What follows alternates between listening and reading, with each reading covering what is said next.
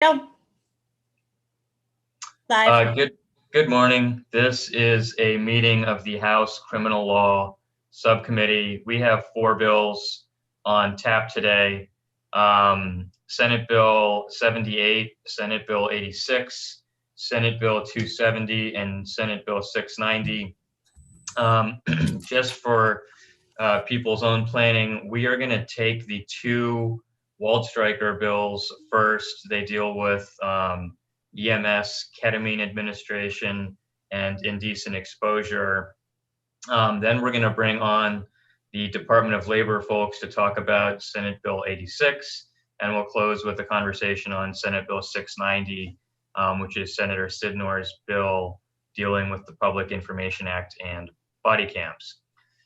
So why don't we start with Senate Bill 78.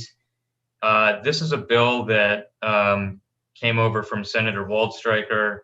It originally was attempting to codify some rules of the road for when law enforcement can administer or request administration of ketamine, a sedative, on people. And the bill was changed in the Senate to, instead of actually changing policy, to require data collection and a report, annual report for the next 3 years. And it looks like with those changes, I think this was unanimous. Let me just. It was 47-0. Okay. So is there any discussion on this bill? Move favorable. Second. Well, wait a minute. Just a quick question, folks. Do we have, has there been any ketamine used at this point at all in the state of Maryland? Do we know when there was testimony in the Senate? That's the point of this, I think. Yeah. Well, no, I understand It's that. not tracked. I don't know if it's tracked right now. The little guy in Boulder died, okay, because they totally, and it was administered by the EMTs, and they totally misjudged his weight and gave him way too much heavy dosage for his size. So I just want to know if they've ever used it, and do the police even in Maryland have authority to use it? Yes. Does it have to be administered? So the police do, as opposed to they have to call emergency medical techs to do it, EMTs. I don't think the police can do it themselves. I think they have to have a licensed medical provider. No, it doesn't sound right. I think the larger intent of the sponsor was to regulate this practice of the police calling and requesting this in the first place, and to see what the he was trying to, I had a chance to understand what he was trying to do with this over the weekend. And that was what his main concern was I think the police calling an EMS and saying, hey, we now know you have ketamine available. Can you use it on this person who's being unruly? In either case, they turned it into a study, a 3-year data and reporting bill, and I don't believe there was a death here. The trigger from the death, you're right, was from Colorado, but this is apparently a new practice emerging in Maryland. So, well, I think it's a good bill. I just wanted to know if we had that problem right here now. And then on the task force, is folks from MIMS going to be there, the emergency medical group that sets the policy and does a lot of the training for the EMTs and stuff? Let me go back and look at what, because that's important. They're it very skilled. Just a data report as opposed to a new task force. Let me. Okay. Yeah, it doesn't look like it's a task force. It looks like it's just reporting of data. Yeah. There's not a new group being formed out of this. Okay. Yeah, MIMS is who's going to report it, though. They're the ones reporting. Okay. They're the data collectors. And when's the first report required? It looks like December 1, 22. December of every year. Of 22? On or before December 1, 2022, and each year thereafter until 2024. It could be 22, 23, and 24. Okay, so, but I guess what I'm kind of concerned about is, okay, so we're not going to get any data until 22, probably December of 22. That means you're going to have a whole new General Assembly. You're not going to stop the use of it if it is being used, or if it would possibly being used. I'm just saying, I think that the date should be before the next legislative session, so that if there's problems, we can deal with it. That's just my thought, but I'm not going to screw this up. But I'm just saying, I think that we really need data sooner rather than later than the furthest out December of 22. Just saying, I'm not going to, I'm not going to offer an amendment or anything. That's an interesting point. I don't disagree with you. It's not unregulated. I was flipping through the submitted written testimony, and I'll actually pop a link to that into the chat box here. But if you take a look at the witness testimony, some of it's already in regs and department regs, so it's not. And actually, part of the reason they opposed the original version of the bill, which was attempting to codify very specific rules, was that they felt it was improper to codify, department policies like this, and objected to that on that basis. So it's not unregulated, and I also think nothing would prohibit them from sending over data. Or publishing data in advance of that. I guess we're just making them do it on the 22, 23, 24 schedule. So we could have the two chairmen write a letter and say, we'd like to see it sooner. Exactly. Okay. So there was a motion and a second on the bill. Is there any further discussion? All right, all in favor of Senate Bill 78, raise your hand. This is a reporting of ketamine administration. Any opposed? My hand is raised. Got it. Great. All right, let us now turn to Senate Bill 270. So this was a bill dealing with indecent exposure and masturbation, not necessarily with genitals exposed. And I think the impetus from this was subway and bus incidents. The bill originally attempted to redefine the crime of indecent exposure in Maryland, and it was changed in the Senate to simply say that the existing crime of indecent exposure included that act of public masturbation, whether or not you were unclothed, I believe is how they wrote it. Indecent exposure includes engaging in an act of masturbation in public, whether or not the person's genitalia are exposed. Move favorable. So the proposal is to clarify that the existing crime of indecent exposure includes the behavior just described, whether or not your genitals are exposed. I see a hand, Delegate Fisher. Thank you, Mr. Chair. So it's not changing any of the criminal penalties. It's just expanding what's included, which is the act of masturbation, regardless if anyone sees anything, is what I'm. Yeah, and what I was told, and I've not verified this myself, is that if you're, say, on DC Metro, our neighboring jurisdictions have included, right? It, and we have not. Okay. All right. That's it for me. Thank you, Can I ask a quick question? Yeah. Has it been used? Is it clear that it needs to be used? Or is it just to have it? Well, I can't. The only reason I ask is because if it's simply we want to be consistent with them, but it's never really been an issue. What I can see is once it's available, it could be tested here, and we find out that ones that are making we're going too far. I don't.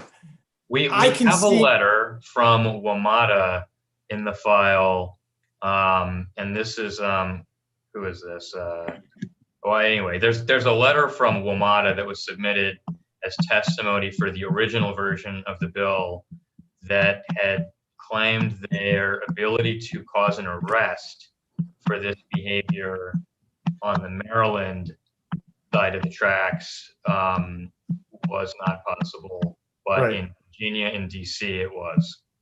I mean, the only I'm not opposed to it.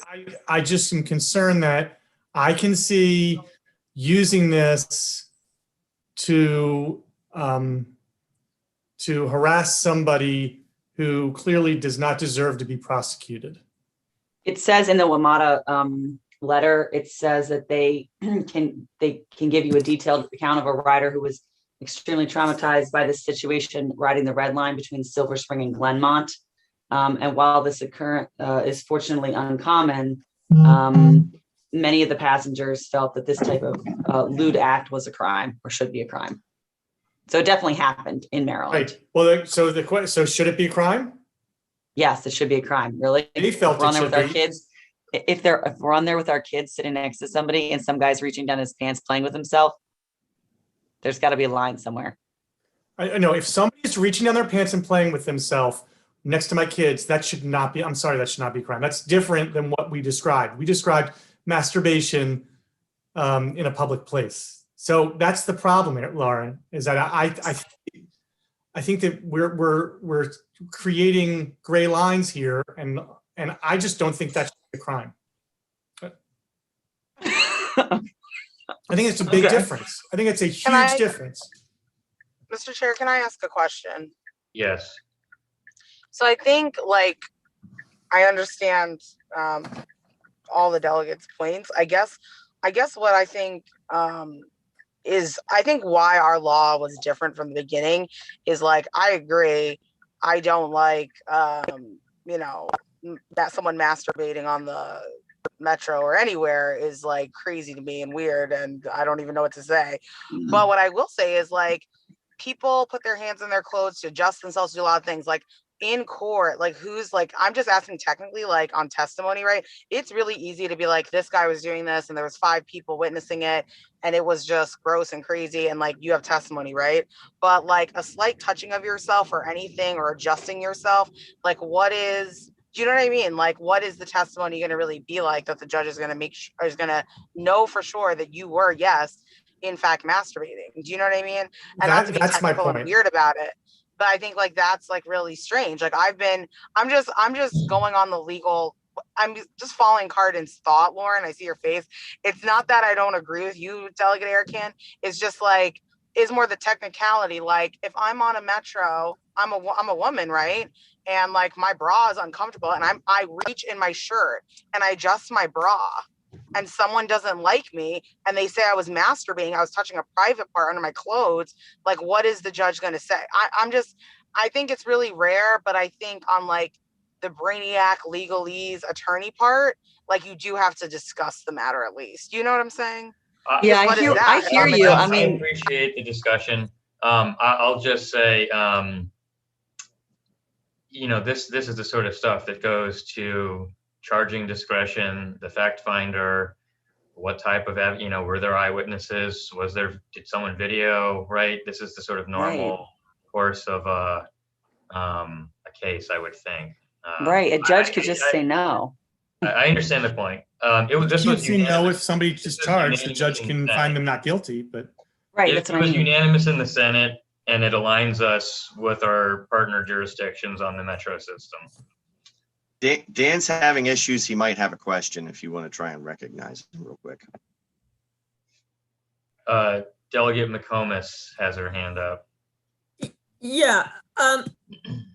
Yes, sir. Thank you, Mr. Chair. The prosecutor is not going to waste their time unless it's fairly egregious and that they can pretty much prove the case, not pretty much, but beyond a reasonable doubt. They're not going to take this to trial and have everybody snickering and hoo and ha ha ha.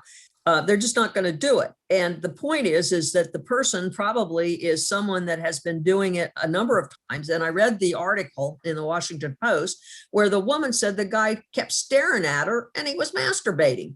And I mean, the bottom line is that probably freaked that poor lady out. And the point is that if you give the guy, let's say they're a pervert, okay, and you give him a pass and he gets a pass. So then in order to get whatever he needs, he could up the ante and then, decide he wants to rape somebody. I mean, who knows? I just think that the Senate, I think they're right. And I think if you look at it as a defense attorney, you're looking at it as how you can defend the case. The prosecutor is going to be concerned about how he can prove the case, and he's not going to do it willy-nilly. He's going to have a really hardcore case. And I think the fact that the other jurisdictions in the Wametco area are different, this is just really handicapping the riders, and it's not fair to the riders. They want to get on public, we want to make public transportation safe and convenient and welcoming to people, not, oh, well, this is where all the perverts, travel. And we're talking about global warming and all this other stuff. Well, this really kind of goes against it, because who's going to want to ride the public system? You'd rather be safe in your car, and then you don't have to deal with any of this stuff. So I think we need to fix the system. I'll shut up. Delegate Davis. I'm not so sure how I feel about it. I like the fact that we're having the discussion, but I do think we went from adjusting your bra to rape. And I think we're somewhere in the middle, probably. I disagree with some of the discussion in that, prosecutors aren't going to prosecute and whatever. We do know, and I'm going to keep saying it, that when they prosecute, it is disproportionately African Americans. So, and poor people. So it's the homeless man on the side, on the corner, who grabs himself the wrong way. I'm enjoying the discussion. I'm not sure how I feel about it, but I do. I think we should maybe stop trying to go down the rabbit holes of rape and stuff like that if we're going to have the discussion. Thank you.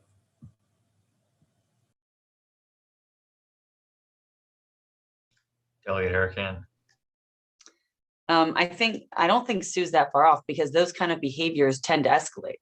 I mean, we know that people who are prone to peeping Tom and exposing themselves to people in public, that kind of behavior, that those are often escalating crimes. So I don't think she's that far off when she says people do escalate their behavior if they have sort of sexual perversion. That's actually very, very, very common. So that's not my number one concern. I mean, I still think it's disgusting to masturbate next to anybody who is not consenting to witnessing it, even if they can't see your genitalia. If you're aroused on the metro and you're masturbating next to people, like, no one is consenting to that. That's disgusting. So it should definitely be a crime. I'm shocked that it's not.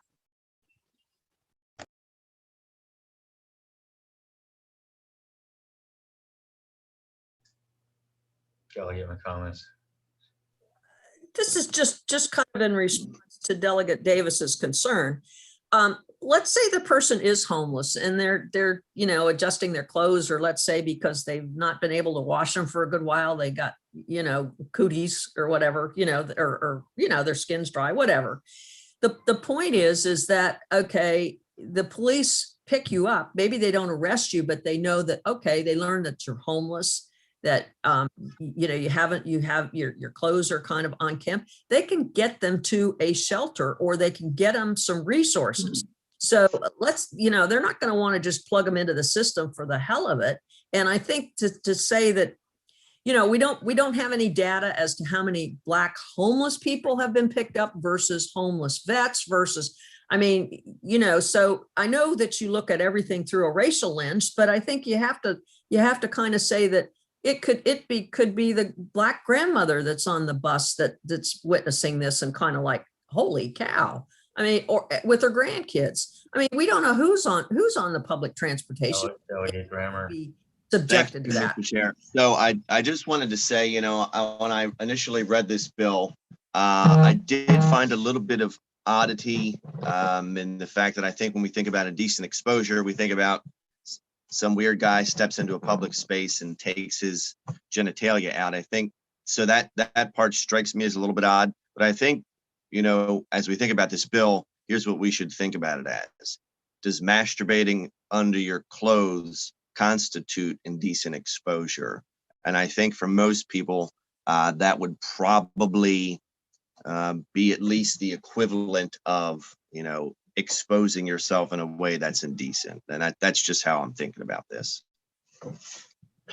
Thank you, Delegate Grammer, for bringing us back to Thank you, the Mr. Chair. question before us. So right, once again, the bill as passed unanimously by the Senate was Mr. a Chair, move the proposal. question. Move the question. Okay, great, wonderful. All right, all in favor of Senate Bill 270, raise your hand. Mr. Chair, my hand is raised, but I do have a comment. Hold on, we're in the middle of a vote.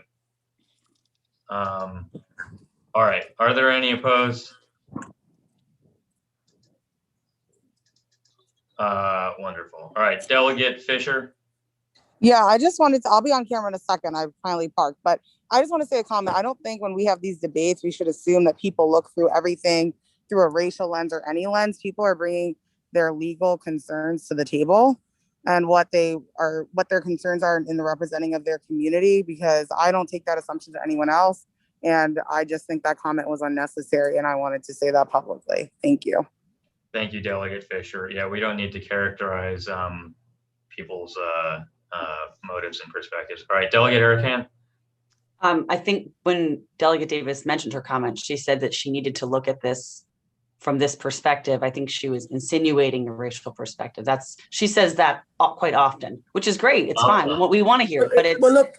Let Delegate Davis defend herself. Also, I do take umbrance to the comment made by Delegate McComas, and I say I look at it through a reality lens because these are actual damn statistics. You guys don't try to discount it. no, I don't think discounting it's what was happening. I think that I could probably pull footage where you've said maybe a dozen times. I'm looking at this through a racial lens. Guys, you please. have definitely, which is fine. I'm just saying Guys, we shouldn't please. crap on Delegate McComas because she right. was only acknowledging that is something that is done. Everybody, we're gonna stop right there, please. We are here to talk about the policy. That's what we're gonna do. Okay, thank you. So we've rolled the two Wald-Streicher bills. Let's move to Senate Bill 86. This was a departmental bill, and it was a change to the mandatory education credits, increasing from 120 to 240 days. I believe we have folks from labor on to answer any questions. My understanding is this is for folks. Megan. Hello? Delegate Cardin, is that you? Okay, great. And I think this one also came out of the Senate unanimous. This is a little atypical for us. This one came through finance instead of JPR. Yeah, that's the bill. Is there any discussion or did anyone have any questions for labor about this bill? I looked at this. Can we have them explain this one more time, please? Is it just to increase the amount of days that they participate in the program? Because that's the way it looks. Chairman Moon, Yes. would you Go like ahead. for me to jump in? Go ahead. Okay, sure. And good morning. My name is Erin Roth. I'm the Deputy Assistant Secretary for the Maryland Department of Labor. I'm home to correctional education. And I do have with me Danielle Cox, who is our Director of Correctional Education in the state. And Delegate Grammer, you're correct. So currently our state law requires inmates that don't have a high school diploma yet to go to correctional education academic programming for at least 120 days. What we are seeking to do is to increase that mandatory educational requirement to 240 days, which would align us with the federal prisons and 24 other states. We recognize that when we're able to get inmates into those classes, our students, I should say, and work with them, that 120 days often is not enough time with our students to help them achieve that Maryland high school diploma, which is such an important credential. But if we were able to have them in our classrooms for 240 days, we do believe that many, many more individuals would be successful at completing that high school diploma. Which, of course, when they return to their communities, a high school credential will certainly help them to succeed in their employment goals, but it will also allow for them to participate in our occupational and transitional programs behind the fence that we already provide those opportunities today. So that's, in a nutshell, what we're hoping to do is to, again, increase that mandatory educational requirement from 120 days to 240 days. And I should add that we welcome our learners to stay with us beyond that 120 days now. People do that, but it is less common. And so we really think that aligning with many other states and the federal government will allow for better outcomes for everyone. Thank you. Did the other gentlelady have anything to add? Good morning, everyone. Only that 120 days is actually 120 calendar days is what the law actually says. So that includes weekends and holidays. So it actually amounts to only about 80 to 90 days total. Okay, thank you. You're welcome. Can I ask a couple questions about this? Well, one, I'm just curious what the genesis of this requested change was, and what are they doing with this time if they're not doing this program? Sure. So I can take the genesis question, and then I'll let Ms. Cox answer your second question. The genesis is recognizing that we are able to help our learners succeed in getting that high school credential with more time with them, that we're seeing that if we have somebody come through our doors and we work with them for 120 calendar days, like Ms. Cox said, really 80 days in practicality, that many leave us and they are not, we haven't had enough chance to get that spark where they want to continue on, where they're seeing the gains in their education, where they can continue on and stick with us, whether they're required to or not. And what we believe, based on evidence from other states and the federal government, the federal prisons, is that 240 days will allow for 240 calendar days rather, will allow for people to see those gains, to stick with it, and to get that Maryland high school diploma. And we have over 25 occupational training programs. We offer transitional programming. We are adding more and more programs through grant funds that we're aggressively going after. And so I think we're just really wanting to provide those opportunities to the learners, and having that high school credential is keeping people from getting those occupational training opportunities. And also when they return to their communities, many employers are looking for that high school credential. So that's really the genesis, is to help more people have their Maryland high school diploma by passing that GED test. And currently, if they're not in the program, typically that means that if it's past 120 mandatory days and they voluntarily drop out, then they usually go get a job within the prison. which they actually make more money than what they would do as a student. They do get paid as a student, but it's typically a lower rate than what they would do if they worked like in dining.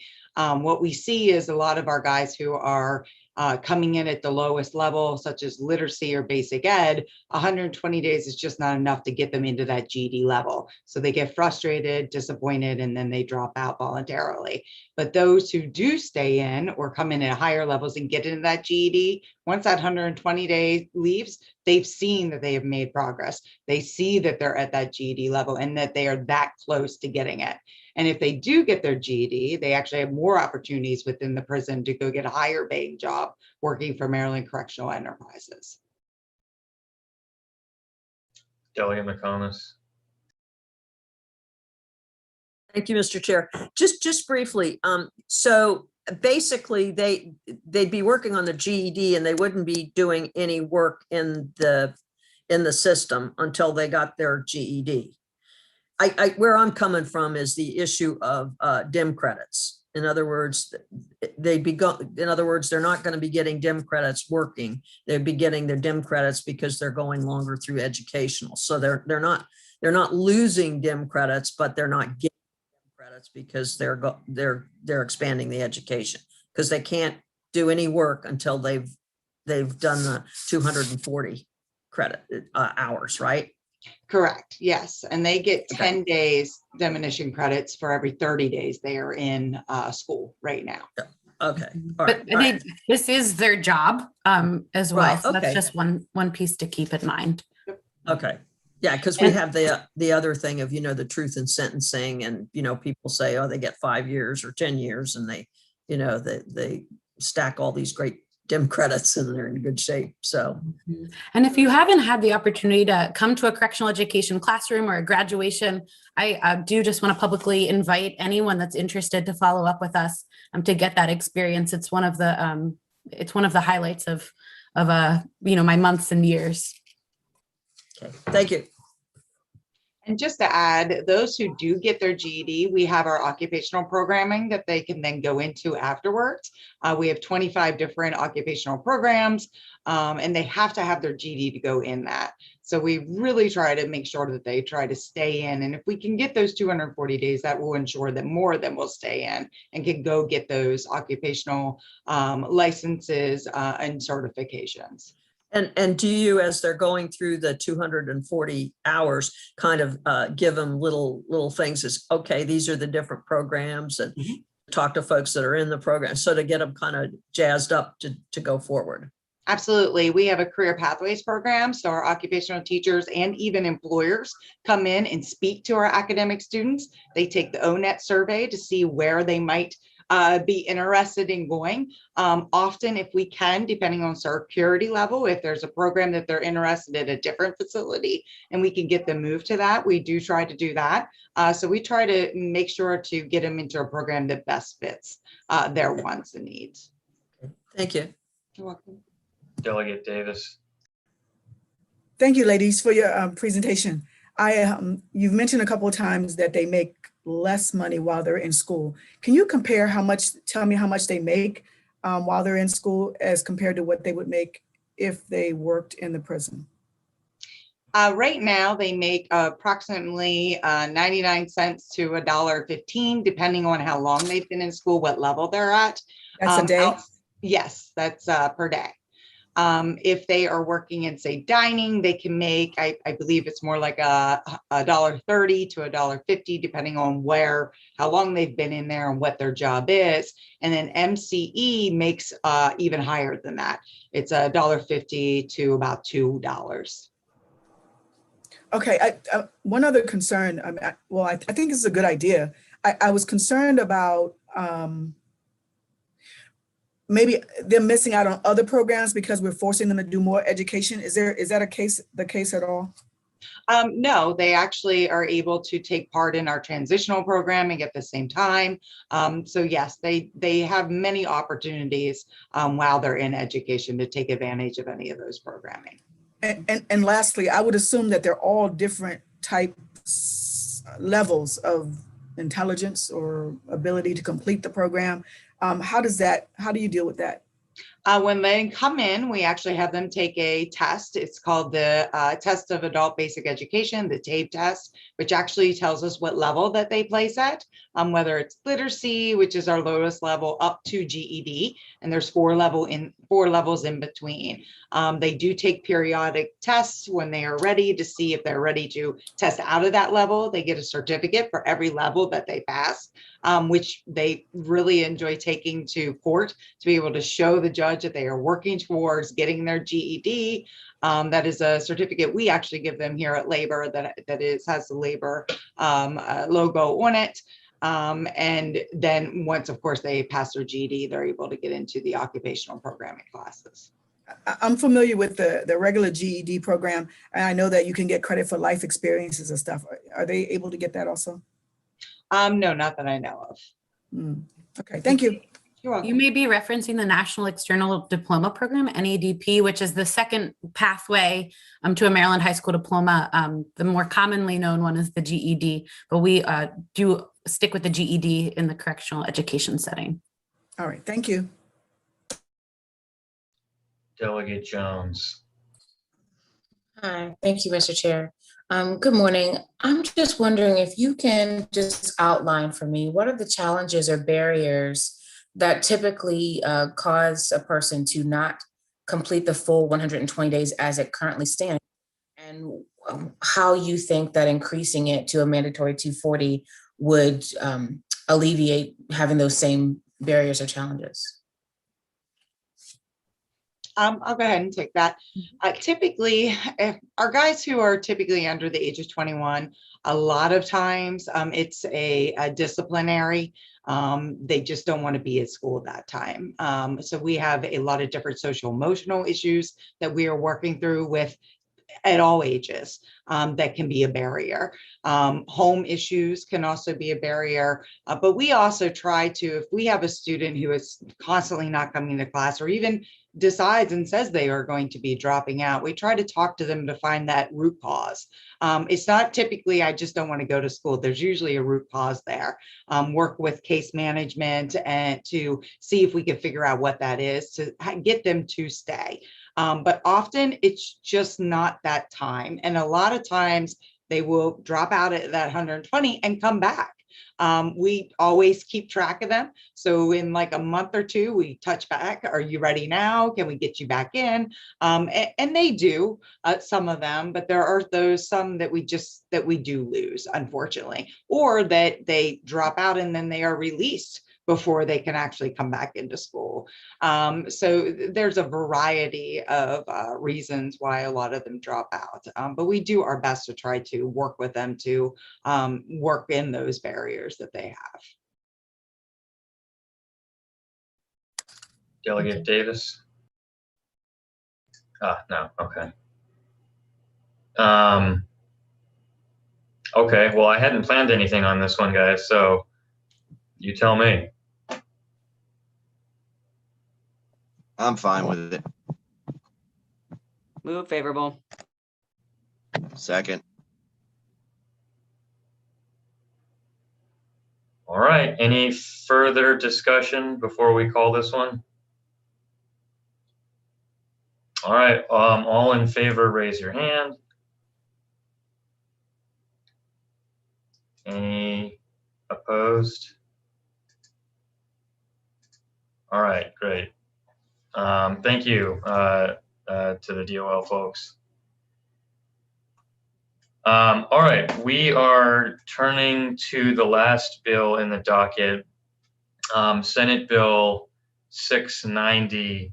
I want to sort of keep this one moving. I don't think we'll vote today because we need to see a little bit more clarity on what we're doing finally on policing vis-a-vis PIA and body cams, because this bill touches on that. But I want to make sure we're not behind, so let's go ahead and get started talking about it. So this was a bill that's been around for some time, while I've been here in the House at least, and it attempts to start to put rules in place for who can access body cam footage. And it deals with a few specific scenarios. One is to shield images or images of victims. The other is the death of an officer scenario. And then the third is body cam footage that isn't related to a complaint, arrest, proceeding, or something like that. So it's sort of the rest of the footage. And as I understand it, the way they made it, if there's a complaint, the complainant can access the footage, but I gather that means the press or the public could not. So that's the bill. I think this one also, let me just double check. I think this one may have moved unanimously across the street. Yeah, this was 45-0. That's the bill. Again, I don't think we can vote it today because we need a little more clarity on policing generally, but I just wanted to kick this and see if folks had any thoughts, discussion, or questions. Well, I mean, you had the concern. What are your concerns?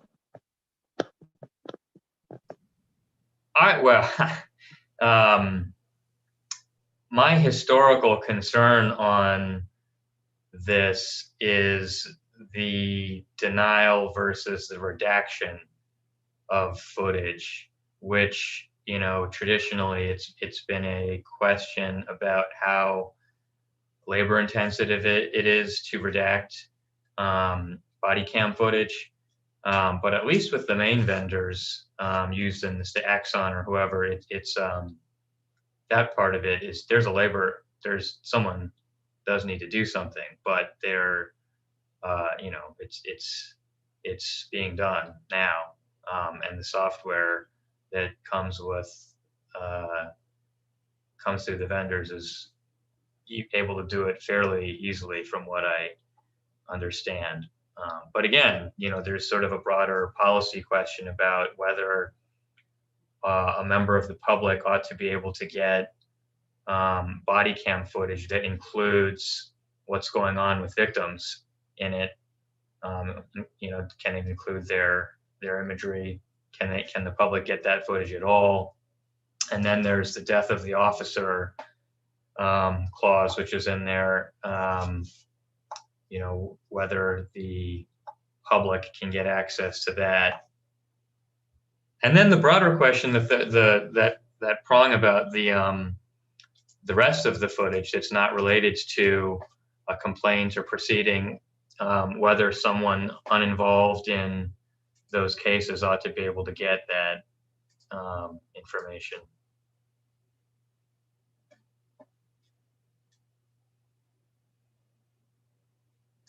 Delegate Cardin. Thank you, Mr. Chair.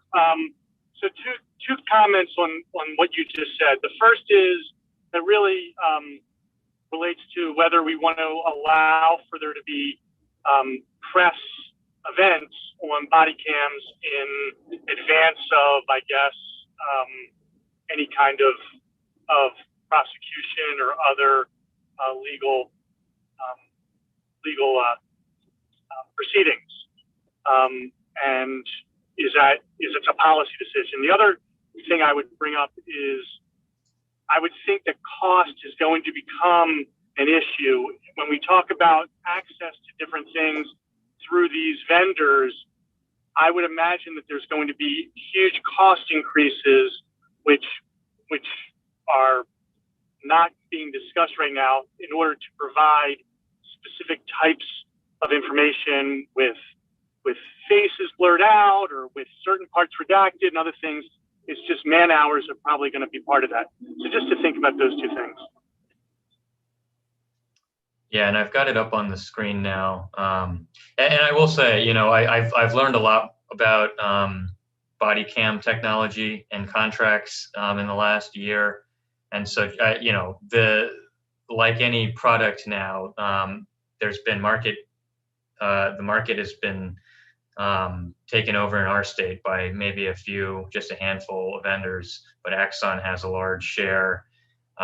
There's unlimited data plans now in use in much of the state, so the sort of storage is being handled in that way. There is labor cost to retrieving and redacting footage.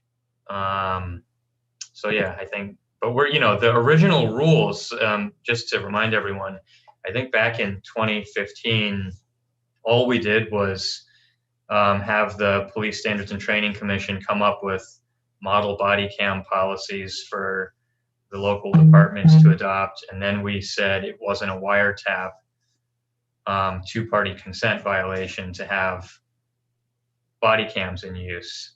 And then I think most of the rest of it was just the regular old PIA. So I don't know, here we go. So as I understand the first sentence in the bill, the section does not apply to a public record that has been entered in evidence in a court proceeding. So in other words, if there's body cam footage that is admitted as evidence that is not covered by this section and therefore would be subject to a PIA. Am I correct in reading it this way? Why don't we ask counsel to weigh in on that question? I think, is this one Claire? Yes. So what was the question again? Page 5, line 5 says, Yes. This section does not apply to a public record that has been entered into evidence in a court proceeding. So Yes.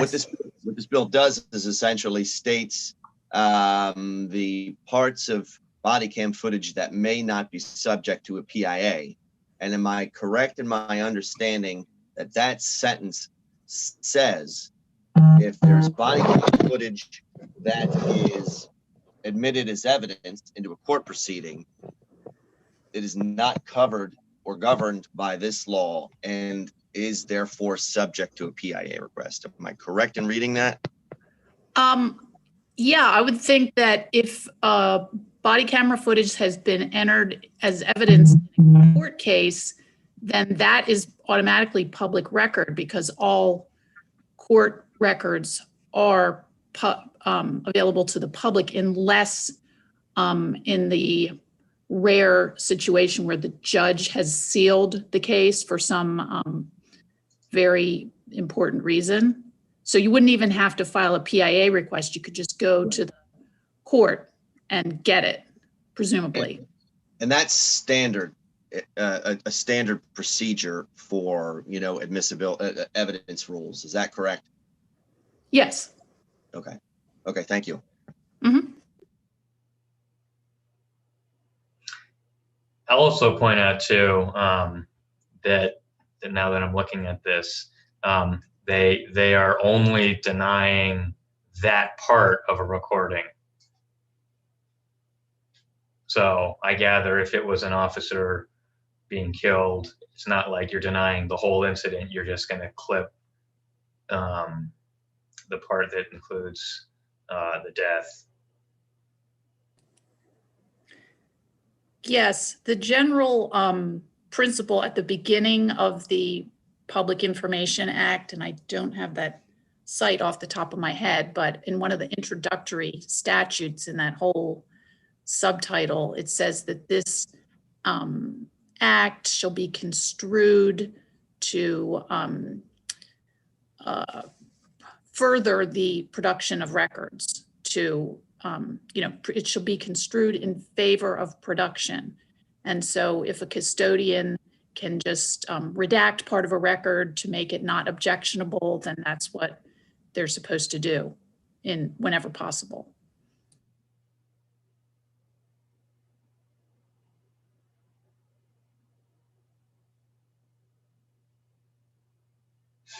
Does anyone else have any questions while we're convened? Generally, I think it's decent. I think it's well structured. I'm very interested in other people's opinions on this, but I think it covers the hypotheticals. At least that's in my opinion. It was this last part of the bill that I was trying to really wrap my head around. And this is, so this says there's, if I'm reading this right, this is a, What page and line? hold on, let me just make sure I'm reading this right. This is, a custodian shall deny inspection of that part of recording if it does not result in, and then here you see this list, arrest. This is at the bottom of page 5. So they're denying, you can't get body cam footage if there wasn't this list: arrest, use of force, complaint, temporary detention. So I'm trying to imagine, you know, if I'm, you know, you're in a public place and you think an officer's being rude or making racist or sexist remarks or something like that. Right, I'm guessing it would be something like that you couldn't get because there wasn't an arrest or something like that. But there might be, it might be interesting. I don't know. I mean, I guess you could file a complaint and then you'd be able to get the footage. I mean, the question, I guess it begs the question, is there a case that you should be able to PIA for whatever your own personal reasons are that are not, you know, arrest, use of force, or complaint related? So if you're the individual, you can get it. Does that address that question? Well, I was just trying to get the totality of your question. Oh, yeah. No, I'm just trying to understand what that section does. What they're trying to kick out by, you know, putting that in there. But I guess if you just file a complaint, you can get the footage. I think they're trying to prevent fishing expeditions. Yeah, that's kind of what it seemed to me. I see. Robin Grammer arrested me last week for smoking marijuana in public. I'm going to get him. I want to see all of his footage from, what was he doing last week or something like this. Yeah, I think so.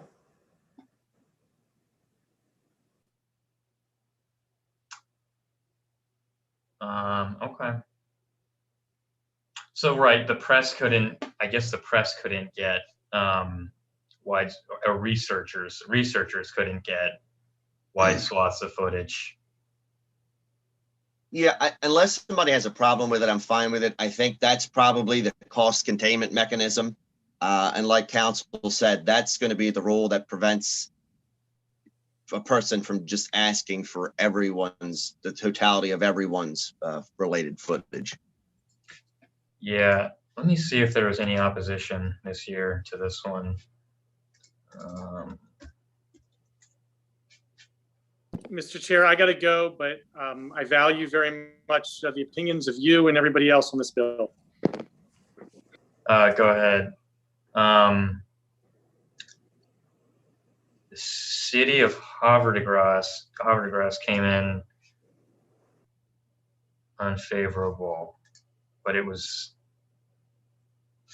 oral, no testimony. Well, they didn't show up. Okay, we can wrap on this unless I see 2 hands. Delegate McComas and then Delegate Erican, and then we can wrap and pick this up. Thank you, Mr. Chair. Just a brief question, and maybe Claire can answer this. It says that if there's a criminal or civil proceeding that the stuff would be used for, you may not know if, because you can do it with 10 days, you can request the stuff.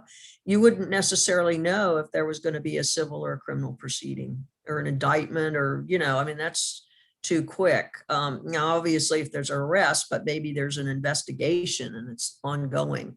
I just kind of wondered how that works. If somebody could explain that. Maybe what line and page and line are you talking about? You would ask that, of course. It's the first one as an exception that you can't get the information. I think it's on page 5 or 4, where there's like a list of the things. It's the first one, I believe. Where it says this section may not be construed to affect the discovery or evidentiary rights of a party to a civil suit or criminal prosecution. Yeah, so that let's say I'm aware of an incident, but there's going to be, a case. It's just, it won't be right away. It may be, statute of limitations, a year for misdemeanor, no statute for a felony, maybe, and then for 3 years for a civil case. Those are just kind of the ballpark. I mean, there's exceptions, but the point is that, so that's why I was just kind of wondering. Well, I mean, I think that that line, which is on page 5, lines 7 through 9, I think that means if you have a case, then this doesn't affect your discovery rights or the evidentiary rights of the case. This is something totally separate from that. This has to do with the right of a member of the public to get this footage outside of the context of a court case. Okay, but basically, all right, let's say it's a criminal case and I shot at an officer and I killed him. So anybody can get that footage? Well, no, I guess because we shot so they wouldn't get the death of the officer, but maybe the stuff beginning. And see, the thought is would that be a problem for the defendant to get a fair trial?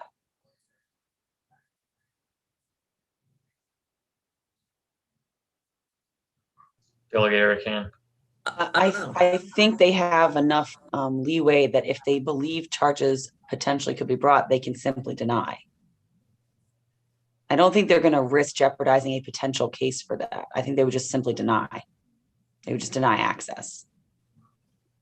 Claire, would you feel that would be the case? I don't know. I'd have to look at the specific circumstances that you would be talking about, and then. I think that's an issue now, though, right? Isn't this all you're just talking about what happens to cases when body cam footage goes public during them, right? I mean, yeah, I don't know. I mean, it feels like that's sort of, unless we're trying to, bar release of body cam footage altogether during trials. I'm not sure that seems outside the scope of what the bill's trying to do. In any case, we should wrap because we're not, I don't think we can vote today on this one. So thank you, everybody. That is the conclusion of this meeting of the House Criminal Law Subcommittee, and we will see you next time.